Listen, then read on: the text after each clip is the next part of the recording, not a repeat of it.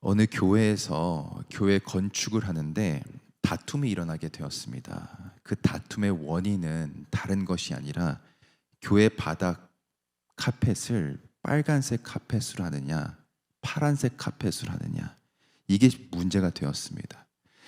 빨간색이 주님의 보혈을 뜻하니까 빨간색으로 하는 것이 맞다는 사람들이 있었고, 아니다, 빨간색은 죄를 뜻하니까 하늘을 뜻하는 파란색으로 하는 것이 맞다는 사람들이 있었습니다. 그러다 보니까 교회 건축이 진행되지 못하고 결국 어려움에 빠지게 되었는데, 여러분의 생각은 어떠신가요? 교회 바닥을 빨간색으로 하는 게 맞을까요? 파란색으로 하는 게 맞을까요? 하나님께서 교회가 사랑의 공동체가 되기를 원하셨지 다툼의 공동체가 되기를 원하지 않으셨습니다. 그 뜻은 교회의 본질은 사랑이라는 것입니다. 창세기부터 요한계시록까지 결국 우리에게 말씀해 주고 있는 것이 뭔가, 하나님이 우리를 이처럼 사랑하신다는 것입니다. 그래서 하나님의 사랑을 보여주시기 위해 하나밖에 없는 독생자 예수 그리스도를 보내주셔서 십자가에 달려 돌아가게 하신 것입니다. 근데 우리가 비본질적인 것들 때문에 이 본질을 놓치게 되면 하나님의 몸된 교회는 든든히 서가지 못하게 되는 것입니다. 교회 바닥이 어떤 색깔인지 그게 중요한 게 아니라 나의 주장이나 나의 생각이나 또 내가 추구하는 것들 때문에 정작 교회 안에 있어야 할 사랑이 깨지게 되면 아무 소용이 없다는 것입니다. 오늘 우리가 살펴본 말씀은 우리가 신앙생활할 때 반드시 본질을 붙들어야 한다라고 말해주면서 무엇이 우리를 본질에서 벗어나게 하는지 잘 보여주고 있습니다. 먼저 1절 말씀을 다시 읽어보면, 그때에 바리새인과 서기관들이 예루살렘으로부터 예수께 나와 가로되, 보시면 오늘 본문의 배경을 알게 해주는 그때에라는 단어가 나오는데, 여기서 말하는 그때는 예수님께서 수많은 기적과 이적을 보여주신 그때를 가리키는 것입니다. 그래서 14장에 보면 오병이어의 기적이 일어나고 베드로가 물 위를 걷는 기적, 또 게네사렛이라는 동네에서 수많은 병자들이 치유되는 기적이 일어나게 됩니다. 그런데 오늘 본문에 보니까 그런 기적이 일어난 그때에 누가 예수님을 찾아왔다고 나오는데, 바리새인들과 서기관들이 예수님을 찾아왔다는 겁니다.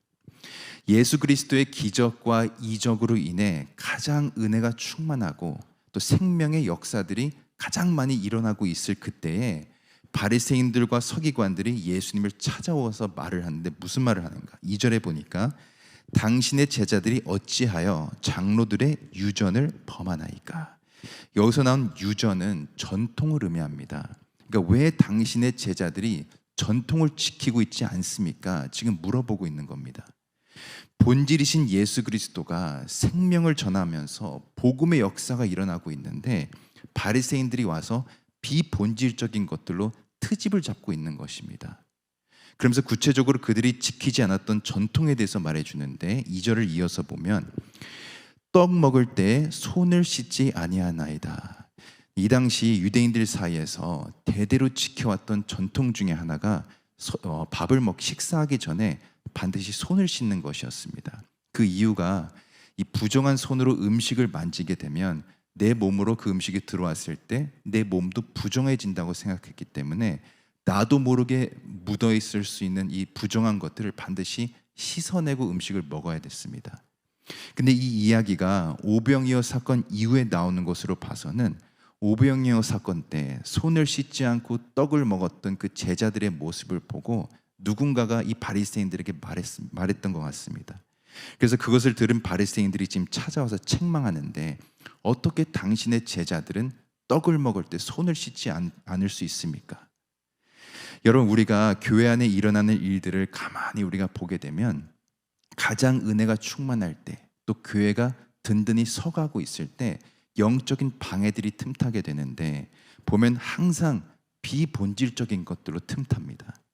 교회 건축을 하면서 작정 기도를 하고 함께 한모함 한뜻으로 모아서 은혜롭게 진행하고 있을 때 괜히 교회 바닥, 색깔이 문제가 되기 시작하고, 교회가 또 말씀으로 충만해지고 은혜가 충만해지고 있을 때 괜히 교회가 지켜온 그 전통들 때문에 의견이 갈라지게 되면서 교회가 분쟁이 일어나게 됩니다.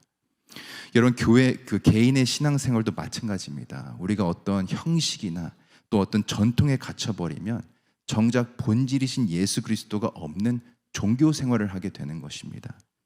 그렇기 때문에 우리가 늘 돌아봐야 하는 것은 우리가 우리의 마음과 또 정성과 또 뜻을 다해 하나님을 따르고 있는지, 아니면 내가 만든 틀에 갇혀서 그냥 잘못된 열심으로 종교 생활하고 있지 않는지 늘 돌아봐야 하는 것입니다. 그래서 오늘 본문 3절에 보면 예수님께서 바리새인들에게 말씀하시는데, 대답하여 가라사대 너희는 어찌하여 너희 유전으로 하나님의 계명을 범하느뇨.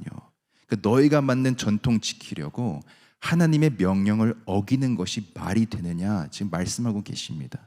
그러니까 비본질적인 것들 때문에 본질을 놓치면 안 된다는 것입니다.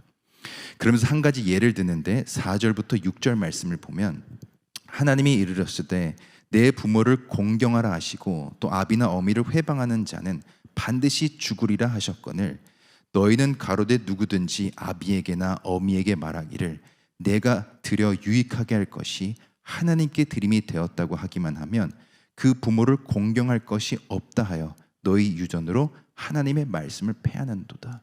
여러분, 이게 무슨 뜻이냐면, 자녀들이 마땅히 부모를 공경하고 봉양해야 하는데, 부모를 봉양하는 데 써야 할 물질을 하나님을 위해 쓰면 부모를 공경하지 않아도 되고 부모를 봉양하지 않아도 된다는 전통이 있었다는 겁니다. 그러다 보니까 부모를 공경하지 않고 부모를 제대로 봉양하지 않았던 사람들이 괜히 하나님 핑계를 댔다는 것입니다. 하나님한테 내가 예물을 다 드려서 돈을 다 썼으니 부모를 봉양할 필요도 없고 공경할 필요도 없다고 말했다는 겁니다. 그래서 예수님께서 6절에 보면 그 부모를 공경할 것이 없다 하여 너희 유전으로 하나님의 말씀을 패하는도다 말씀합니다. 너희들이 만든 전통 때문에 정작 부모를 공경하라는 하나님 말씀에 순종하지 않고 있는 것이 너희들의 모습이라는 것입니다. 이것도 마찬가지로 비본질적인 것들을 따르다가 본질인 하나님의 말씀에 불순종하는 인생이 된다는 것입니다. 그러면서 그런 사람을 가리켜 뭐라고 말씀하시는가? 7절에 보니까 외식하는 자들이라고 말씀합니다. 여기서 이 외식한다는 것을 원어로 보면 모모처럼 꾸미다, 가장하다, 속이다로 되어 있습니다. 쉽게 말해서 겉과 속이 다르다는 것입니다. 속마음은 전혀 그렇지 않은데 겉으로만 거룩한 척 꾸미고 또 겉으로만 믿음 좋은 모습으로 산다는 것입니다. 그래서 이 외식하다라는 단어가 이 고전 그 헬라 문헌에 보게 되면 연기자로 되어 있습니다. 그러니까 관중을 의식해서 연기하는 배우들처럼 겉으로만 거룩한 척 행동하고 자기들이 흠없는 자들이라고 항상 꾸미고 다닌다는 것입니다. 이 당시 바리새인들이 그랬습니다. 겉으로 흠없는 모습으로 모든 율법과 전통을 지켜가면서 가장 거룩한 모습으로 살아갔지만 정작 속은 그렇지 않았다는 것입니다. 많은 사람들이 모인 곳에서 큰 소리로 기도하는 바리새인들이었지만 정작 그들의 마음은 자기가 흠없는 모습을 높이려는 그런 마음이 있었습니다. 또 예수님한테 왜 전통을 지키지 않냐고 비난할 때에도 겉으로 흠없고 전통을 지키고 있는 자기의 모습을 높이고 싶은 마음이 있었습니다. 그래서 예수님이 8절에 보면 이사야 말씀을 인용해서 말씀하시는데, 이 백성이 입술로는 나를 존경하되 마음은 내게서 멀도다. 입술로는 하나님을 찬양하고 하나님을 높이고 또 전통을 지키는 것이 하나님을 위해 지킨다고 말했지만 정작 속마음은 하나님과 멀어져 있었다는 것입니다. 그러면서 오늘 말씀 9절에 보니까 사람의 계명으로 교훈을 삼아 가르치니 나를 헛되이 경배하는도다. 우리가 하나님의 계명을 교훈으로 삼아야 되는데 그것이 아니라 사람의 계명을 교훈으로 삼기 때문에 마음 없는 껍데기만 있는 신앙생활이 된다는 것입니다. 그러면서 오늘 본문의 결론으로 들어가게 되는데, 결국 무엇이 우리의 겉과 속을 똑같이 만들어주는가? 11절에 보면 입에 들어가는 것이 사람을 더럽게 하는 것이 아니라 입에서 나오는 그것이 사람을 더럽게 하는 것이니라. 바리새인들은 왜 손을 씻지 않고 음식을 먹느냐, 그렇게 되면 음식이 부정하게 되면서 너희 몸도 부정하게 된다 말하는데, 예수님은 그게 아니라는 것입니다. 너희 입에서 나오는 것이 너희를 더럽게 한다는 것입니다. 그 뜻은 결국 우리의 마음이 무엇으로 채워져 있는지가 중요하다는 겁니다. 우리의 마음이 세상적인 것들과 악한 것들과 음란한 것들과 또 거짓된 것들로 채워져 있으면 그것이 입 밖으로 나올 수밖에 없다는 것이고, 반대로 우리의 마음이 말씀으로 채워져 있고 하나님의 사랑으로 채워져 있고 예수 그리스도의 은혜로 채워져 있으면 그것이 입술을 통해 고백되어지고 전해지게 된다는 것입니다. 그래서 오늘 본문 18절에 보면 입에서 나오는 것들은 마음에서 나오나니 말씀합니다.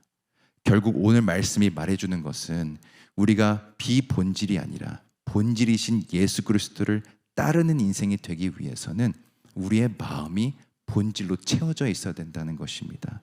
말씀으로 채워져 있고 기도로 채워져 있고 하나님께 받은 사랑과 은혜로 우리가 채워져 있으면 본질을 붙드는 믿음으로 나아가게 되고 그것이 입술을 통해 고백되어지는 인생이 된다는 것입니다. 사랑하는 성도 여러분, 우리가 신앙생활 하다 보면 괜히 비본질적인 것들을 붙들면서 오히려 본질을 가리울 때가 많이 있습니다. 오늘 말씀은 우리가 본질이신 예수 그리스도만 붙들며 살아가야 된다고 말해주고 있습니다.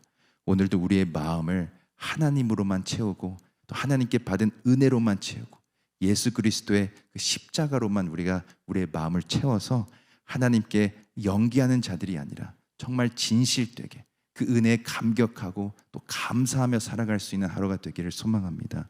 그렇게 될 때 우리의 삶을 통해 하나님의 은혜가 전해지게 되고 또 우리의 삶을 통해 하나님의 영광만이 드러나게 될 줄로 믿습니다. 그런 삶으로 나아가는 저와 여러분이 되기를 예수 그리스도 이름으로 간절히 축원드립니다. 함께 기도하겠습니다. 사랑의 하나님, 오늘도 말씀을 통해 은혜 주시니 감사합니다. 저희들 형식이나 전통에 갇혀서 오히려 본질을 가리우지 않게 하시고 우리의 마음을 더욱 하나님으로 채우게 하여 주옵소서. 그리하여 우리의 입술과 삶을 통해 오직 예수 그리스도만 증거되게 하시고 우리를 구원해 주신 그 은혜에 늘 감격하고 감사하며 살게 하여 주옵소서. 오늘도 간절한 기도의 제목들을 가지고 나온 성도님들 기억하셔서 가장 좋은 곳으로 주시는 하나님의 뜻을 붙들게 하시고 가장 선한 때의 모든 기도의 제목들이 응답되는 은혜가 있게 하여 주옵소서. 특별히 몸이 아프신 권속들 기억하셔서 머리부터 발끝까지 온전히 회복되고 치유되게 하시고 병의 근원이 마르는 역사가 있게 하여 주옵소서. 오늘 하루도 하나님께 모든 것 맡겨드리며 살아계신 예수 그리스도의 이름으로 기도드립니다. 아멘. 주기도문으로 기도회를 마치겠습니다. 하늘에 계신 우리 아버지여, 이름이 거룩히 여김을 받으시오며 나라 임하옵시며 뜻이 하늘에서 이루어진 것 같이 땅에서도 이루어지이다. 오늘날 우리에게 이루어할 양식을 주옵시고 우리가 우리에게 죄진 자를 사하여 준 것 같이 우리 죄를 사하여 주옵시고 우리를 시험에 들게 하지 마옵시고 다만 악에서 구하옵소서. 대개 나라와 권세와 영광이 아버지께 영원히 있사옵나이다. 아멘.